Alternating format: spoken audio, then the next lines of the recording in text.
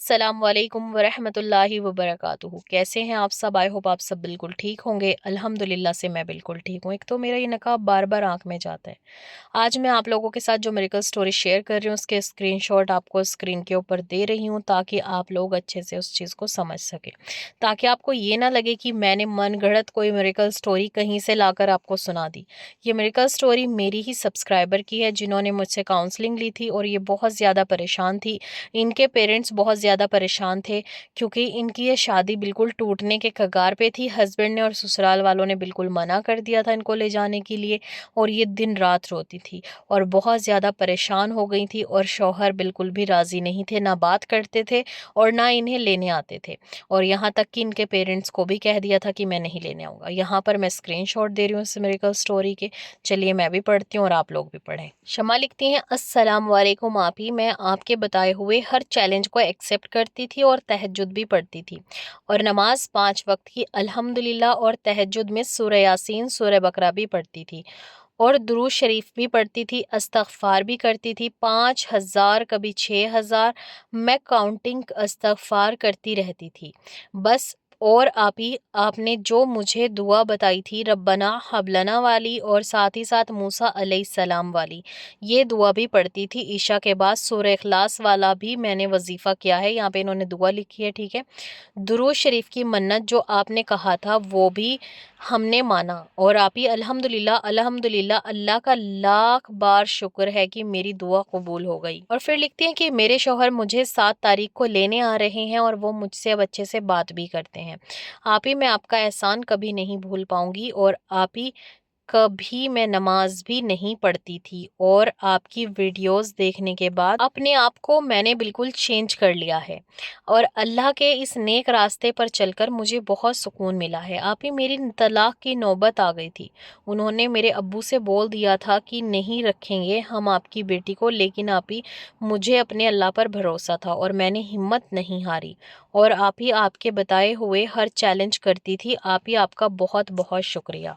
और उसके बाद ये लिखती हैं, आपका ये एहसान कभी नहीं भूलूंगी। आप मेरे लिए एक ज़रिया बन गई हैं और आप ही, मैंने 2-2 लाख दुरूद शरीफ और इस्तग़फ़ार भी माना था, वो अभी चैलेंज भी कंप्लीट भी नहीं हुआ और मेरे शौहर मुझे बुलाने आ गए और आप ही, ये मेरा मैसेज सबको दिखाना ताकि सबको पता चले कि अल्लाह की ज़ात बहुत पावरफुल है और तहज्जुद की दुआ कभी रद्द नहीं होती। माशाल्लाह, आपको बहुत बहुत ज़्यादा मुबारक हो।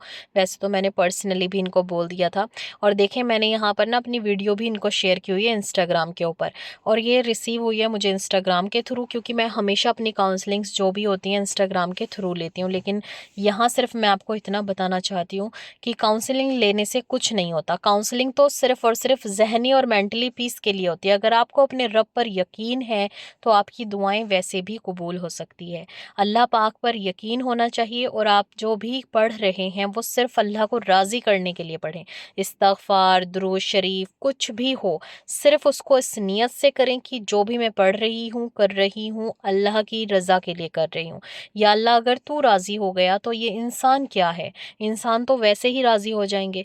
तो देखें माशाल्लाह से इन्होंने तहज्जुद पढ़ी, 5 वक्त की नमाज पढ़ी, इस्तग़फ़ार पढ़ा, दुरूद शरीफ पढ़ी, सूरह बकरा पढ़ी, सूरह यासीन पढ़ी और मुझे बहुत मज़ा आता है ऐसे लोगों को बताकर जो लोग मेरी हाँ में हाँ भी मिलाते हैं कि हाँ भी हम कर लेंगे, बस कोई बात नहीं आप हमें बताएं। क्योंकि बहुत सारे लोग ये सोचते हैं कि हमें मिल भी सब कुछ जाए और हम पढ़े भी कुछ ना।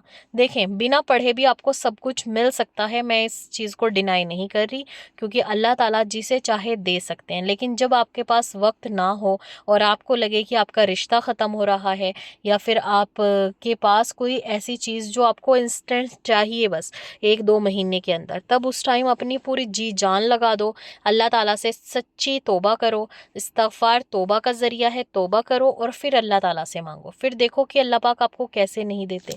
अल्लाह पाक तो हर चीज़ पर कादिर है, अल्लाह तो आपको हर चीज़ عطا کرنے پر قادر ہے، اللہ آپ کو ضرور دے گا۔ بس آپ کا یقین اللہ پر کیسا ہے، آپ اللہ سے مانگ کس طریقے سے رہے ہیں اور اللہ تعالیٰ کو راضی کس طریقے سے کر رہے ہیں، یہ چیز ڈیپینڈ کرتی ہے۔ اگر آپ کی نیت صاف ہے اور آپ سچے دل سے اللہ سے دعا مانگ رہے ہیں تو وہ دعا کبھی رد نہیں ہوتی۔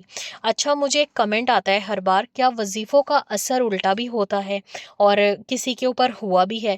تو دیکھیں، آپ ایسا کوئی عمل یا وظیفہ کرتے ہیں کسی کی تصویر دیکھ کر یا اس کو تصور کر یا پھر اس کے دل کو قبض کرنے کے لیے، اس کو 24 گھنٹے اپنے قدموں میں ڈالنے کے لیے، 24 گھنٹے میں نکاح کرنے کے لیے، اور نہ جانے کتنے وظیفے یوٹیوب انسٹاگرام پہ آپ کو مل جائیں گے، جو لوگ یہ کہتے ہیں کہ بس یہ دعا پڑھ لو 100% محبوب آپ کے قدموں میں ہوگا، چاہے وہ دعا قرآن شریف سے ثابت ہی نہ ہو بھی سکتا ہے کہ وہ قرآن شریف سے ثابت ہو، وہ سورہ کوثر ہو سکتی ہے، اسپیشل سورہ کوثر کو یوز کیا جاتا ہے ان سب چیزوں میں، یا پھر کوئی بھی وظیفہ جسے آپ بری نیت سے کرتے ہیں کہ اس انسان کو میں قبض کرنا چاہتی ہوں، اسے اپنے پیروں میں ڈالنا چاہتی ہوں، یا پھر آپ یہ سوچ لیتے ہیں کہ اس نے میرے ساتھ برا کیا ہے تو اس کے ساتھ بھی برا ہو، یا پھر ایسے بہت سارے وظیفے جن کی آپ کو نالج نہیں ہے اور آپ اکٹھا پڑھنا شروع کر دیتے ہیں، پھر اس کے سائیڈ ایفیکٹس ہوتے ہیں۔ ایک تو نیت اللہ تعالیٰ کو پتہ ہوتی ہے، آپ اللہ کو دھوکہ نہیں دے سکتے آپ، ٹھیک ہے؟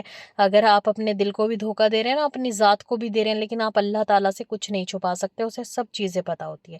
دوسری بات، اگر آپ سورہ اخلاص، سورہ بقرہ، سورہ یاسین، سورہ یوسف یا پھر سورہ اخلاص، درود شریف، استغفار ساتھ میں پڑھ رہے ہیں، ان سے کوئی سائیڈ ایفیکٹ نہیں ہوتا، کیونکہ بھائی دیکھو، استغفار آپ نے توبہ کی نیت سے پڑھا اور اللہ تعالیٰ نے خود آپ کو 5 نمازوں میں 5 سورے پڑھنے کے لیے کہا۔ ہمارے پیارے نبی صلی اللہ علیہ وآلہ وسلم نے جو باتیں ہمیں بتائی ہیں وہ اللہ تعالیٰ نے انہیں بتائی ہیں۔ تو ہمیں فجر میں کون سی سورہ پڑھنی ہے؟ سورہ یاسین۔ ظہر میں کون سی پڑھنی ہے؟ سورہ فتح۔ اور عصر میں سورہ نبا، مغرب میں سورہ واقعہ، اور عشاء میں سورہ ملک۔ سورہ ملک عذاب سے بچاتی ہے، قبر اور دوزخ کے۔ اور عصر میں جو ہم سورہ پڑھتے ہیں سورہ نبا، اس سے رزق بھی بڑھتا ہے، دولت بھی ملتی ہے، خوبصورتی بھی بڑھتی ہے۔ سورہ واقعہ وہ ہمیں رزق کی تنگی سے بچاتی ہے، غربت سے بچاتی ہے۔ ایسے ہی سورہ فتح ہر چیز میں کامیابی کے لیے ہے، اور ظہر میں دولت کے لیے بھی ہے، بہت ساری چیزوں کے لیے الگ الگ ڈفرینٹ ہے۔ سورہ یاسین سارے کام دن کے پورے آسان کرتی ہے۔ تو دیکھیں، یہ ساری سورہ جو ہے ہمیں نمازوں میں پڑھنی چاہیے، تو اس سے ہمیں پتہ چلتا ہے کہ قرآن شریف کی کئی ساری سورہ ہم ایک ساتھ پڑھ سکتے ہیں، ان سے کوئی سائیڈ ایفیکٹ نہیں ہوتا ہے بھائی۔ لیکن ہاں، اگر آپ کسی کی تصویر پہ دم کر رہے ہیں، کسی کے لیے عمل کروا رہے ہیں، کسی کے لیے جادو کروا رہے ہیں، ان سب چیزوں کا اثر پڑتا ہے، چاہے آپ اسے پانے کے لیے پڑھ رہے ہوں، چاہے آپ اس کو نقصان پہنچانے کے لیے کر رہے ہیں۔ تو اللہ تعالیٰ سے توبہ کریں اور صرف سچے دل سے مانگیں جو بھی آپ کو چاہیے۔